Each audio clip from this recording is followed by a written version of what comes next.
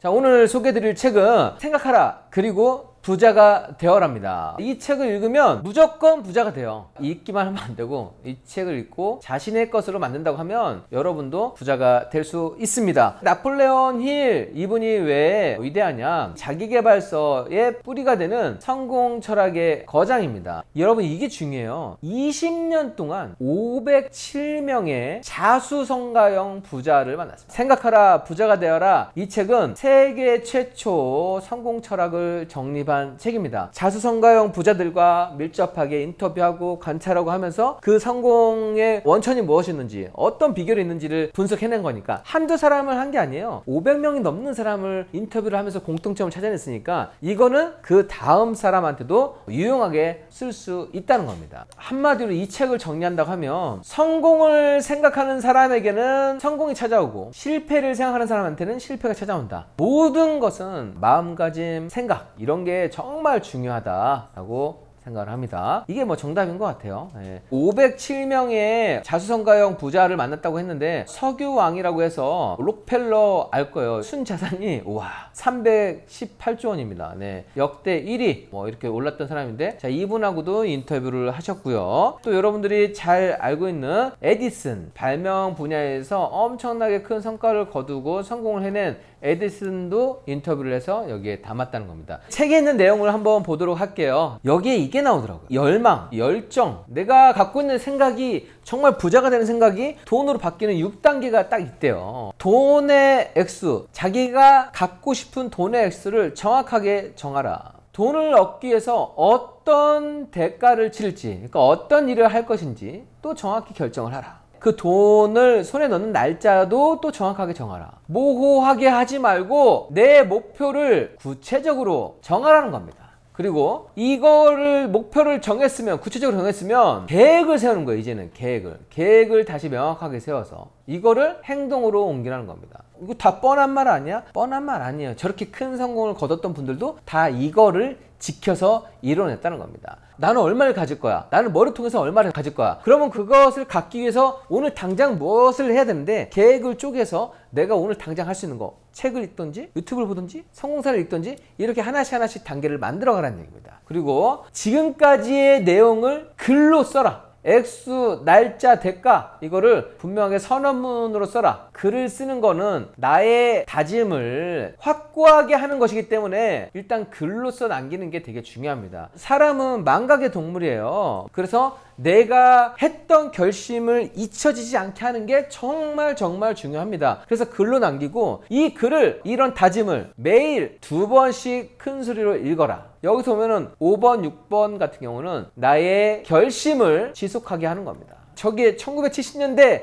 그 전에도 저런 방법으로 성공을 했다는 게 정말 놀랍지 않습니까? 여러분도 지금 나와 있는 이 부분, 저거를 그대로 믿고서 하는 게 정말 중요합니다. 여기 이거 나오네요. 부는 절대 근면성실함으로 이루어지지 않는다. 부는 분명한 원칙 아래 해야만 하는데 어디에서 비롯된다? 내가 부자가 되고 안 되고는 마음가짐에서 비롯된다는 겁니다. 어떤 생각을 가지고 어떤 그림을 그리고 있느냐가 가장 중요하다. 그 다음에 자석과 같은 우리의 마음은 우리가 품은 지배적인 생각에 걸맞는 힘, 사람, 환경을 끌어당긴다. 그래서 우리는 부를 의식적으로 생각하고 이 부에 대한 열망이 읽을 수 있는 명확한 계획을 만들어내게 되면 된다는 겁니다. 이 내용도 되게 좀 좋았어요. 실패는 성공에 도달했음을 알려주는 시로. 그럼 어떻게 하게 됐어요? 더 나아가겠죠. 완주를 하게 되겠죠. 그러니까 여러분들이 실패를 접했을 때 어떻게 해석하는지가 되게 중요해요. 성공이 찾아오기 전에 항상 실패가 먼저 찾아온다. 실패는 안 좋게 표현했어요. 교활하고 모순적인 사기꾼이다. 실패를 통해서 좌절도 많이 되기 때문에. 그런데 그렇게 생각하지 말고 실패를 성공에 거의 도달했음을 알려주는 신호로 여기고 기뻐하라. 내가 가는 과정이야. 성공에 도달하게 하는 과정이야. 그렇게 생각하면 좋다는 얘기입니다. 한번 시도해보고 안 된다고 낙담도 하지 말고 내가 무엇이든 할 수 있다고 마음먹고 이런 잠재의식은 계속해서 좀 습관을 시켜서 한다고 하면 부자가 된다고 생각을 하고 이 생각과 다짐을 잊혀지지 않게 습관화를 만드는 게 방법입니다. 그렇게 되면 정말 부를 얻을 수 있게 되는 거, 이거는 진리라고 생각을 합니다. 그 다음에 여기 또 이 내용 나와 있더라고요. 퇴로를 허용하지 마라. 배수진을 치란 얘기죠. 내가 돌아갈 곳이 없다고 생각을 해야 된다. 어떤 일을 하든 퇴로가 될 만한 모든 걸 차단한다. 즉 나는 이거 아니면 안 돼 라고 무조건 마음을 먹어야 되는 겁니다. 계속해서 여기에선 중요한 게 이런 마음가짐, 생각이라는 게 되게 많이 나와요. 그래서 우리가 모든 건 마음먹기에 달려 있다는 것도 일맥상통한다고 생각합니다. 부를 열망하고 마음을 쏟아붓고 이런 방법과 수단을 계획한다고 하면 결국 이제 그 부가 찾아온다는 겁니다. 자, 그래서 여러분들이 이 책을 읽으면서 남의 얘기가 아니라 정말 나에게 이루어질 수 있다라고 생각을 하고 내가 진지하게 읽는다고 하면 이 책으로서 여러분들 이런 마음가짐을 더 단단히 만들 수 있다고 생각을 합니다. 사례를 하나 소개를 해드리면요. 아까 뭐 실패도 성공의 과정이라고 했잖아요. 지금 마셜필드라는 백화점이 미국에서는 엄청 큰 규모의 백화점인데 이게 그냥 생긴 게 아니라 원래는 상인들이 있는 이런 상가가 형성된 곳이었는데 거기에 정말 대화재가 일어났대요. 대부분의 사람들은 이 화재를 통해서 그냥 떠나자. 이미 그냥 무너진 곳이니까. 근데 딱 이 상인들 중에서 한 사람만이 남았대요. 그게 바로 마셜필드라는 거고 이분이 여기에 마셜필드 백화점을 세웠다는 겁니다. 그래서 오히려 실패를 실패로 받아들이지 않고 성공의 기회를 삼았다고 얘기를 하고요. 제가 이걸 듣고 나니까 최근에 봤던 사례가 하나 떠오르더라고요. 여러분들 혹시 리모아라는 캐리어 아시나요? 이게 명품 캐리어거든요. 자, 이게 리모아가 처음에는 나무로 된 여행용 가방을 만드는 회사였어요. 그런데 어느 날 화재가 난 거예요. 어느 날 화재가 나서 이 나무가 모두 불에 타서 없어졌다는 얘기입니다. 없어졌는데 공장을 딱 둘러봤더니 남은 게 알루미늄 부속품이었대요. 그래서 저걸로 가방을 만들어 볼까 해가지고 한 게 이 캐리어가 나오게 된 거고요. 이 실패가 오히려 성공의 단초가 되고 더 확장이 되는 그런 단계가 됐다는 겁니다. 사실은 뭐 그냥 편하게 화재라고 얘기하지만 여러분들 공장을 갖고 있다고 생각을 해보세요. 내가 운영하고 있는데 거기서 불이 나서 다 없어졌는데 불타고 있는데 알루미늄 딱 봤다고 야 저걸로 만들까? 이 생각은 사실 아무나 할 수는 없는 거지만 그때 마음가짐이 정말 중요하다는 겁니다. 이건 책에 있는 사례가 아니라 제가 여러분들께 좀 소개하는 사례고요. 저보다 더 큰 성공을 했던 분들도 저렇게 기본적인 걸 계속 지켜가면서 자신을 담근질하고 나의 결심을 흐트러뜨리지 않았다는 게 전 놀라웠고 저도 또 더 결심하게 되고 많은 충전이 됐었습니다. 계속해서 이 열정은 충전하고 내가 부에 대한 확신을 가져야 되는 겁니다. 마지막으로 다시 한번 여러분들께 소개해드리면 이 나폴레온 힐 이분께서 성공을 생각하는 사람에게는 성공이 찾아온다. 그리고 실패를 생각하는 사람에게는 실패가 찾아온다. 이거를 꼭 기억하시면 좋겠습니다. 그래서 여러분들 성공을 생각하시면서 우리 행크에서 모두 다 성공하셨으면 좋겠습니다. 이웃집 백만년자 변하지 않는 부의 법칙. 부자가 되는 법칙이 정해져 있다는 얘기예요. 첫 출시가 1996년도입니다. 거의 29년 됐죠, 그죠? 2019년에 20주년 기념판 출시가 됐는데 일단 저 시기 96년에 딱 조사된 책이라는 걸 먼저 염두에 두시면 좋겠어요. 왜 제가 96년 시점을 얘기했냐면 이때는 금리 부분이 우리 96, 97 IMF 때 금리가 어땠어요? 되게 높았잖아요. 그래서 이때는 저축만 하더라도 웬만큼 부자가 될 수 있었습니다. 그래서 지금 현재 시점하고는 차이나는 점은 이 부분이 있다라고 하는 것을 먼저 말씀드리고 작가 토머스 스탠리 이분은 미국 조지아대 경영학 박사였고요. 미국의 100만 장자들을 계속 연구해서 저 사람은 왜 부자가 됐을까? 저 사람은 왜 부자가 됐을까? 부자들을 상당히 많이 만나보면서 인터뷰를 하면서 연구를 했었고 그런데 불행하게도 2015년에 두 번째 걸 집필하고 있다가 돌아가시고 딸이 이어서 집필을 했습니다. 딸이 이어서. 자, 그 딸이 바로 세라 스탠리입니다. 이분도 산업심리학자예요. 학자. 자, 일단은 저는 원래 작가를 항상 눈여겨보는데 작가를 볼 때 학자인지 투자자인지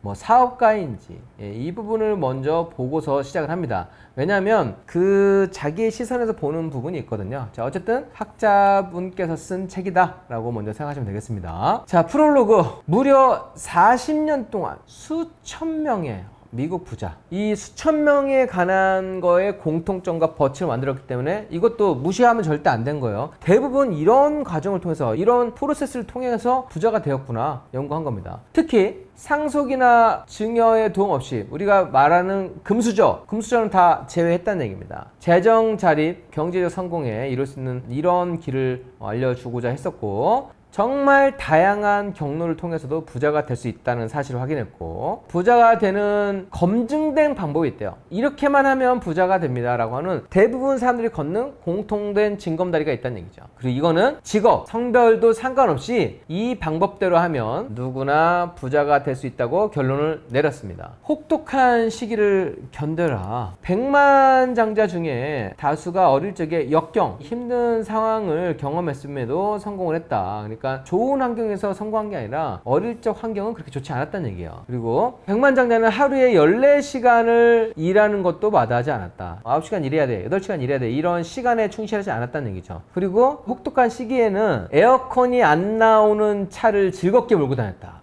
35세에 백만장자 되었고 54세 때는 200만 달러가 되었다.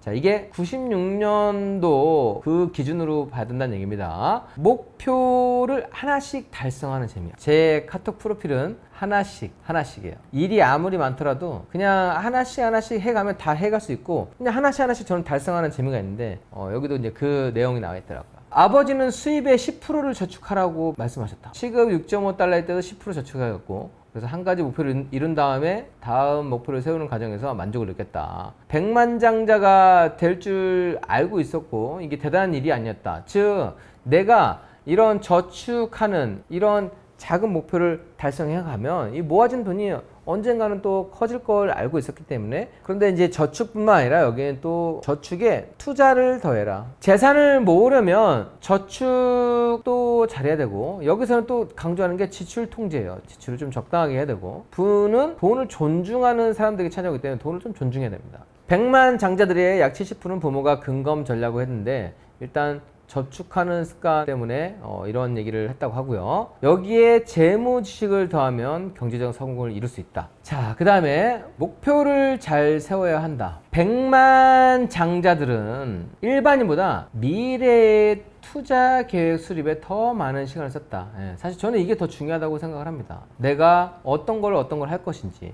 자, 그래서 금전적인 목표와 모든 목표 달성하기 위해서는 시간, 에너지, 돈을 배분하는 게 정말 중요한데, 제가 정말 부자가 되기로 마음먹었던 거, 그거는요, 제 미래에 대한 계획을 한번 점검해보고 그 다음부터 이렇게 살아서는 내가 평생 가난하겠는데, 평생 중산층도 못 올라가겠는데, 그걸 느꼈어요. 그래서 이 계획을 세워본다는 건 전 너무 중요한 것 같아요. 내가 받는 급여로만 한번 10년, 20년을 계획을 해보면, 와, 이게 직장만 다녀서 될 일이 아니네. 저는 딱 그 생각이 들더라고요. 그래서 계획을 세운다고 하는 거는 내가 현실을 깨닫게 되고, 그럼 내가 그러기 위해서 무엇을 목표로 하느냐. 돈 모으는 것도 목표하고, 공부하는 것도 목표하고, 내가 가지고 싶은 것도 목표를 하게 돼요. 여러분도 뭐 꼭 돈 벌려고 돈을 얼마 벌어야겠다 이런 거로 계획을 짜는 게 아니라, 지금 현실에서 내 앞으로 10년, 20년을 한번 지금 갖고 있는 돈, 내가 지금 벌어들이는 한 달의 현금 흐름으로 살아가는 삶을 한번 그려보세요. 그러면 왜 우리가 현실이 팍팍해질 수밖에 없는지, 미래가 보이지 않는지 알게 되고요. 내가 지금 수입을 늘려야 되고, 내가 공부를 해야 되는구나, 내 직업의 다른 부분을 해야 되는구나. 그 단계가 바로 목표, 계획 세워보는 시기, 거기서부터 시작한다고 생각을 합니다. 근데 여기 책에 그 얘기도 나와 있더라고요. 부자는 일을 적게 할까? 우리 직원들이 행크 회사에 들어오면 사무장님이 원래 일을 별로 안 하고 일주일에 한두 번 나오고 그냥 편하게 쉴 거라고 생각했는데, 제가 일을 엄청나게 많이 한대요. 어쨌든 부자가 그렇게 놀고 먹고 하지 않는다. 보통 사람보다 더 열심히 해요. 저는 그 얘기를 해요. 보통 사람보다 조금 더 일하기 때문에 더 많은 걸 가져간다고 생각을 합니다. 그리고 그게 자본주의 시장에서는 맞는 거고요. 내가 머리를 쓰지 않으면 일하는 시간을 늘려서 노동 수입만 좀 늘린다 뿐인 거고, 머리를 쓰면 노동 수입뿐만 아니라 다른 자본 수익을 늘려가기 때문에 훨씬 더 부자가 되는 것이죠. 자, 그런데 여기서 그 수천 명의 부자들 주당 시간을 한번 정리를 해봤더라고요. 자, 백만장자의 주당 시간은 일은 38.4시간, 여기는 32시간, 그러니까 6.4시간은 더 일을 하네요. 독서는 5.5에서 2.0. 그래도 평균치가 좀 있네요. 그죠? 어쨌든 그래도 여기가 독서도 더 많습니다. 그 다음에 SNS. SNS는 여기가 많네요. 자, 그런데 SNS가 여러분들 잘 기억하셔야 될 게, 그냥 내가 내 자랑을 위해서 보여주기 위한 SNS는 별로 실익이 없지만, 저는 블로그하고 인스타를 지금은 하라고 말씀드리잖아요. 왜냐면 앞으로 내가 뭔가 사업을 하거나 뭔가 이런 부동산을 했을 때 되게 유용하게 활용할 수 있으니까 그런 목적이 있는 SNS는 괜찮습니다. 자, 그 다음에 운동. 부자들은 아침이 됐든 새벽이 됐든 저녁이 됐든 운동을 꼭 하고 있습니다. 그래서 부자가 운동하는 시간이 길다. 그 다음에 부자들이 가족과 함께하는 이런 시간도 좀 더, 일하는 시간도 많고 가족과 함께하는 시간도 많으니까, 이걸 딱 보고서 야, 이게 일도 해야 되고 애들하고 놀아줘야 되고, 참, 아빠의 시간은 좀 없구나 라고 하는 걸 좀 느꼈습니다. 자, 그 다음에 게임. 게임은 이쪽이 더 많이 하네요. 게임은. 그 다음에 잠은 잠도 여기가 많이 자고. 그러니까 아빠는 잠을 적게 자야 아이들도 챙기고 회사도 챙길 수 있다. 이런 결론이 나옵니다. 열심히 사는 사람이 더 많이 갖는 거예요. 네. 자, 그 다음에 불평만으로 부자가 될 수 없다. 이런 거 저는 문구 보면 다 공통점인 것 같아요. 그러니까 불평불만 하는 사람은 어디 가든 가난해. 그럴 수밖에 없는 것 같아요. 이게 국적을 떠나서. 일반적으로 증오는 재산 형성에 전혀 도움이 되지 않습니다. 이런 증오를 갖는다고 해서 뭐 공부를 하겠어요? 아니잖아요. 그래서 그거보다는 경제적 성공에 필요한 습관을 고민하고 이런 노력하는 일을 해야지, 이거 증오는 그런 거를 방해한다고 하잖아요. 그리고 부자를 미워하고 경멸하는데 들이는 시간과 에너지는, 이거를 만약에 경제적 자립이나 이런 거로 재분배한다면 훨씬 괜찮은 결과가 나올 것이다. 그래서 주변에 사람 잘 두라고 했죠? 부자를 경멸하고 불평불만하고 그런 사람은 미래 비전이 없어요. 이거는 과거부터 지금까지 검증된 데이터예요. 그러니까 그런 사람은 멀리 해야만 하겠죠. 그리고 여러분들도 돈을 벌고 부자가 되고 싶다고 하면 일단 부자를 존경까지 아니더라도 성공하는 사람을 항상 가까이 두려고 하고, 왜 성공했는지를 알아보고, 그 다음에 나도 그와 같은 습관도 갖고 그와 같은 목표를 가진다고 하면 부자가 될 수 있다는 겁니다. 자, 그 다음에 성적과 성공은 비례하지 않는다. 인류 대학에 입학했다고 해서 성공이 보장되는 건 아니고, 또 내가 대학을 좋은 곳 나오지 못했다 하더라도 성공을 못하는 게 아니에요. 천만장자들, 이제 백만장자보다 더 10배 부자가 된 천만장자들은 90%는 대학을 중요하게 여기지 않았다. 한 예로 F 박사는 가장 하위권 대학 출신이었다. 아랫부분은 이제 거기 미국 얘기니까, 어쨌든 여러분들께 제가 말씀드리고 싶은 거는 성적과 성공은 비례하지 않는다. 현재 나의 상황도 상관없다. 직업에만 의존하면 안 된다. 대학 다니면서 아르바이트 하다가 해고를 당했는데 아무리 열심히 일해도 회사가 나를 돌봐줄 거라 믿으면 안 된다는 사실을 배웠기 때문에 여기 성공했다고 하는데, 저는 뭐 그거보다도 뭐 회사도 잘만 들어가면 괜찮은 회사를 또 될 수가 있죠. 그리고 내가 조직에 대한 기여도가 크면은 그만큼 할 수도 있는데, 일단 근데 너무 한 가지 길만 생각하지 말고 그 외적인 것도 내가 충분히 노력해서 만들어낼 수 있는 게 많으니까 생각하면 좋겠다고 말씀을 드립니다. 마지막으로, 부자는 사치를 부리지 않는다. 백만장자들이 정장과 구두, 그 다음에 시계에 지출하는 돈은 크지 않다. 부의 가시를 위해 명품을 소비하지 않는다. 고급 성능차를 타지 않으며 자동차를 아무리 좋아하더라도 뭐 8년마다 바꿨다는 얘기가 나오고, 뭐 이 책을 보면은 그렇게 좀 약간 그런 게 나와요. 저는 사실 이거는 동의하지 않아요. 전 노예요, 노. 돈 벌어서 뭐 할 건데요? 행복하려고 돈 버는 거 아닌가? 이거는 각자의 정답이 저는 다르다고 생각합니다. 각자의 정답이 다르다. 사실 백만장자는 지금은 부자가 아니에요. 백만장자는 한 10억대이기 때문에 부자가 아니지만, 저는 행복하기 위해서 적정 소비도 해야 된다고 생각합니다. 사람은 자신을 즐겁게 리드해야 된다고 얘기를 하잖아요. 우리가 쇼핑을 할 때 도파민이 많이 분비된다고 하는데, 내가 어느 정도 성공을 해가면서는 별장도 가지면 좋고요. 차도 좋은 차를 타면 전 더 좋다고 생각을 해요. 저도 티코를 탔지만 지금은 뭐 세단 중에서는 그래도 괜찮은 차를 타고 있는데, 좋은 차를 타면 운전도 되게 편하고요. 차가 안전해요. 나의 안전, 가족의 안전을 위해서 물론 덤프트럭까지 탈 수는 없지만 그래도 웬만한 사고에서는 괜찮은 그런 차를 타길 추천드립니다.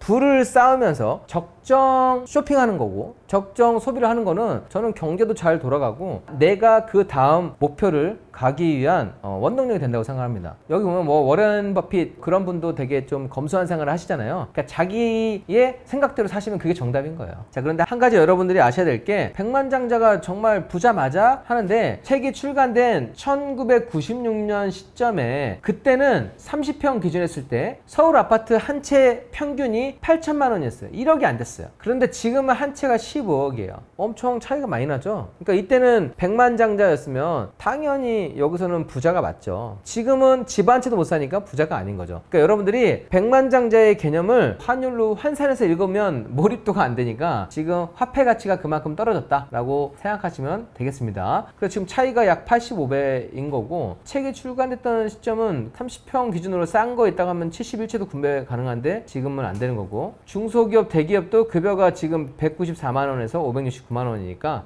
그냥 대략 저렇게 한 채가 1억도 안 된 시점에 쓰여진 책이구나 라고 이해하시면 되겠습니다. 백만장자 그게 그냥 부자라고 그냥 이해하시면 될 것 같습니다. 부자들은 투자를 잘 알까? 나는 투자에 관해 대다수보다 많이 한다. 그러니까 그냥 보통 사람보다 투자를 더 많이 한다 라고 부자의 70%가 답변을 했습니다. 그리고 한 60%는 미래에 대해서 이런 재정 계획도 다 세워놨다고 합니다. 내 투자의 이익은 투자 성과는 전문가의 조언보다 스스로 공부한 결과다. 54.8%입니다. 그 다음에 나는 투자 결정을 내리기 전에 투자 자문가에게 크게 의지한다. 이것도 30%밖에 안 됩니다. 그러니까 여기 70%랑 딱 상반되죠. 내가 많이 아니까 스스로 결정하는 사람이 한 70% 되는 거고 또 전문가 괜찮은 사람 조언 얻는 거 30% 되는 것 같아요. 즉 이걸 결론을 내려보면 백만장자들은 투자 관리에 관해서 지식과 전문성을 쌓는데 시간을 들이고요. 투자에 대해서는 대부분 조력자를 활용하지 않고 직접 결정하는 게 대부분이다 라고 이해하시면 되겠습니다. 이 책을 읽고서 제가 결론 내린 거는 종잣돈을 모은 후에 부동산 투자와 사업을 하는 거는 부자가 되는 검증된 길이라는 겁니다. 이것도 제가 지금 정리를 한 겁니다. 저축이 정말 중요해. 내가 벌어들인 거 대부분 저축해야 돼. 이것만 하면 이 책의 일부분만 이해한 거고 그거는 크게 부자가 될 수 없어요. 종잣돈 모은 이후에 반드시 부동산 투자와 사업까지 같이 해야지만이 원하는 부자가 될 수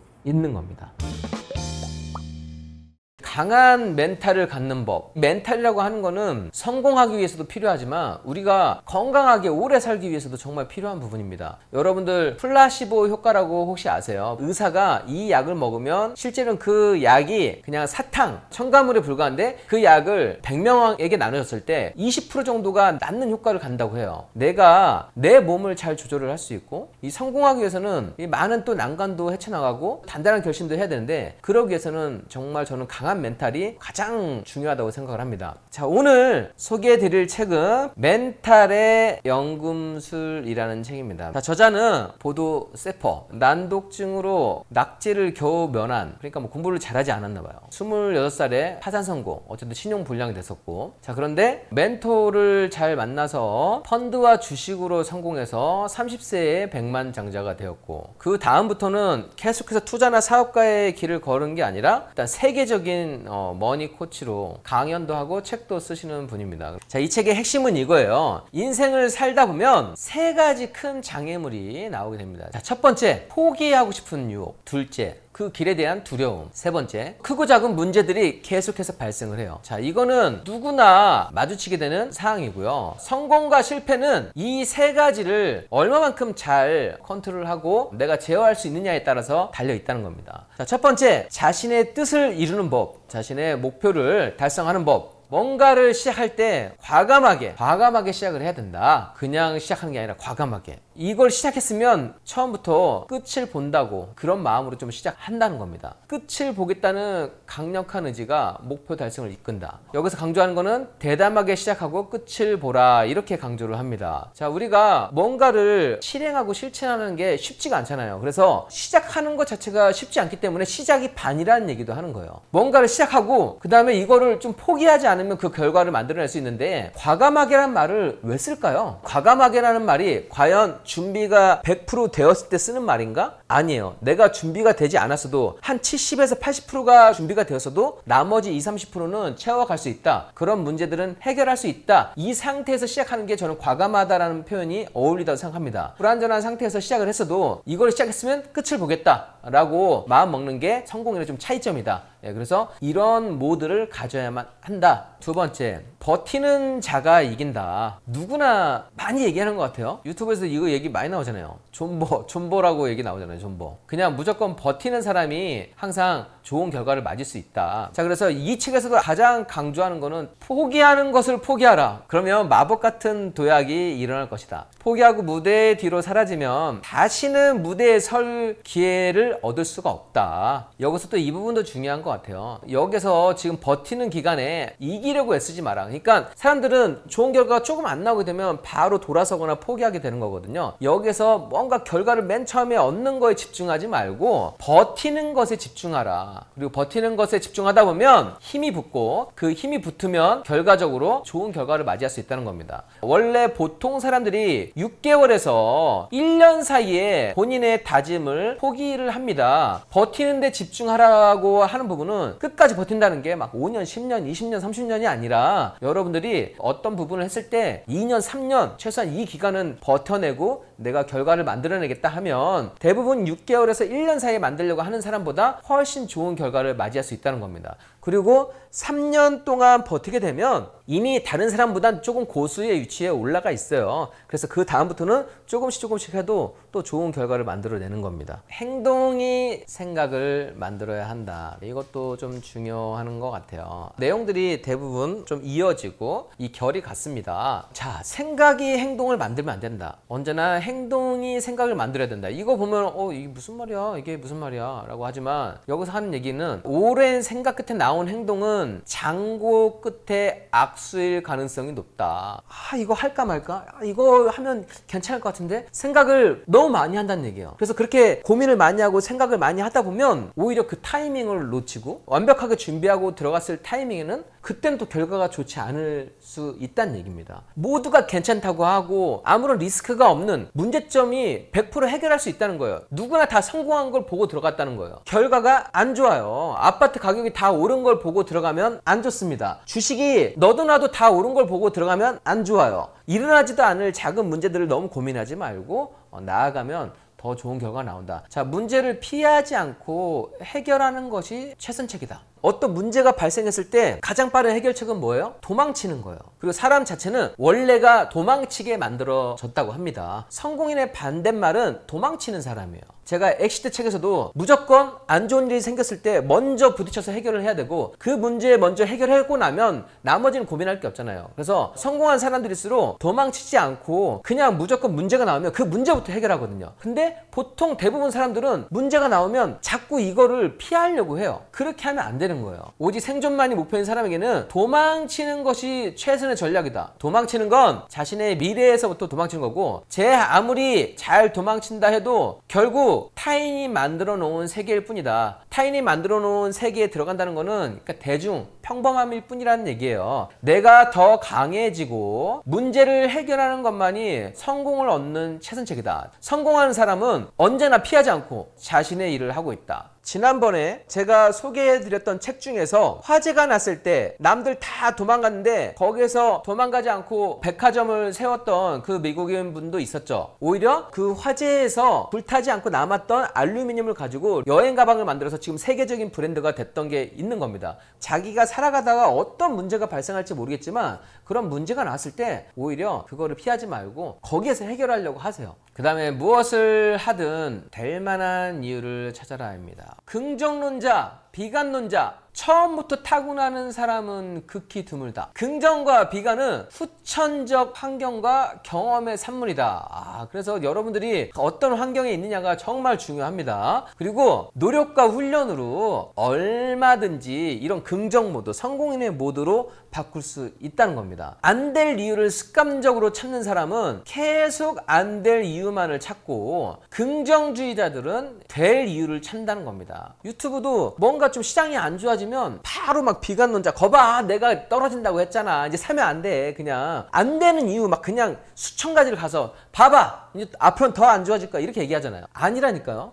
저는 항상 이런 위기의 시기가 왔을 때 이거는 다시 또 회복된다고 하는 그런 믿음을 가지고 있고, 어떻게 하면 좋은 물건을 더 싸게 살 수 있는 거에 집중하고 나아질 수 있는 그 부분을 생각을 하는데, 비관론자들은 꼭 그때 되면 짠 하고 등장해요. 그런데 여러분들 한번 봐보세요. 비관론자분 중에서 부자가 별로 없어요. 왜냐하면 2008년 금융위기가 왔을 때 부동산 대폭락 시대가 온다 해가지고 그때 그 책 엄청나게 팔렸어요. 그 책 읽었던 사람들 나중에 엄청난 후회했잖아요. 왜냐면 대폭등을 했으니까. 저는 그런 사람들 되게 안 좋아해요. 안 될 이유를 찾는 것도 수만 가지고 될 이유를 찾는 것도 수만 가지예요. 그런데 항상 언제나 긍정이 승리하고 긍정이 좋은 결과를 맞이한다는 것은 진리입니다. 진리. 예, 그래서 성공한 사람의 말만 들으면 여러분도 그런 결과를 맞이하게 되는 겁니다. 유연한 사고를 가져라. 이거는 저도 얼마 전에도 또 칼럼 썼고 강조하는 부분이죠. 자, 진짜 강한 사람은 부드러운 사람이에요. 부드러운. 그리고 목소리도 애써 높이지 않는다. 타인의 말을 경청한다. 자신을 드러내지 않고 적절한 타이밍을 가지고 있다. 진짜로 강한 사람이 왜 부드러운지 아는가? 유연하기 때문이다. 다시 말해 내 자신이 틀릴 수 있다고 하면, 즉 겸손하다고 하면 늘 다른 사람들 말에 경청하고 내가 부족한 부분을 계속 채워나가고 할 수 있다는 겁니다. 저는 정말 좋아하는 단어가 겸손, 그 다음에 유연함이에요. 예, 왜냐면 내가 정답은 지금 잠깐 정답인 거지 이 정답이 평생 정답 아니거든요. 세상이 계속 바뀌어요. 환경이 바뀌어요. 그래서 이 정답으로 평생 정답을 맞출 수가 없는 거거든요. 여러분들 한번 생각해 보세요. 내가 20대에 생각했던 정답이 30대에서도 정답이었어요? 아니에요. 정답은 계속 바뀌어요. 이 개인의 가치관도 바뀌는 거고 환경도 바뀌는 거고. 그 다음에 평정심은 최고의 능력이다. 이 말도 저는 공감합니다. 성공하는 사람은 좋은 기회만 맞이하는 거 아니에요. 평범한 사람하고 같아요. 똑같은 좌절, 두려움, 고통을 겪습니다. 성공하는 사람은 남다른 능력이 있을 거야. 재능이 있을 거야. 통찰력이 있을 거야. 이것 때문에 그거를 해결하고 극복한다고 생각하는데 그게 아니라는 겁니다. 그거보다 더 중요한 거는 평정심, 침착한 평정심. 그것 때문에 내가 휩싸이지 않는다는 얘기입니다. 세상 대부분의 성공은 어제까지 실패라고 불렸던 것들이다. 여러분들이 어떤 문제가 닥쳤을 때 그 해결할 능력을 갖고 있는 것보다도 더 중요한 거는 침착하게, 흥분하지 않고, 그 모드가 정말 중요하다는 얘기예요. 내가 평정심을 잃지 않아야지 그 상황에서 엑시트하기가 정말 좀 괜찮은데, 내가 흥분했을 때는 정말 쉬운 문제도 안 풀리는 경우가 많다는 얘기예요. 이제 정리하겠습니다. 인생은 절대 만만해지지 않는다. 유일한 전략은 당신이 더 강해지는 것이다. 그래서 제가 서두에 말씀드렸던 것처럼 멘탈이 강하게 되고 이런 훈련이 되어 있으면 앞으로 발생할 많은 문제들을 무난하게 잘 해결하고 극복해 나갈 수 있다는 겁니다. 마지막으로 제가 엑시트 측에서 강조했던 송사무장의 강한 멘탈을 갖는 법 정리해드린 거 한번 얘기를 해드리면, 어떤 일이든 된다라고 가정하에 시작한다 그랬죠. 그리고 어떤 문제가 발생하면 그대로 받아들이고 문제 해결에 몰두합니다. 그리고 저는 과거를 그리워하거나 내가 그걸 했어야 되는데 후회하지 않아요. 그런 거는 제 인생에 아무 도움이 되지 않아요. 그러니까 제가 지금 노력해서 바꿀 수 있는 거에만 집중해요. 그러면 머릿속에 생각하고 집중해야 될 생각하고 정리가 되게 됩니다. 내가 만약에 차 사고가 났으면 아직 몸은 성하네, 차는 고치면 되지. 늘 제 기분을 최고의 상태로 유지하려고 노력을 합니다. 안 좋은 문제는 많이 생길 수 있지만 여러분들이 그 상황을 최대한 긍정으로 해석하면서 내 기분이 다운되거나 디프레스 되면 안 되잖아요. 성공은 자신을 잘 리드하는 사람이 성공한다고 했어요. 그래서 여러분들이 이 멘탈에 관한 책 보시고 또 엑시트, 그 다음에 제가 그동안 강조했던 이런 칼럼들도 읽어보시면서 자기만의 훈련으로 후천적으로 가능하다고 했으니까 한번 만들어 가시면 좋겠습니다.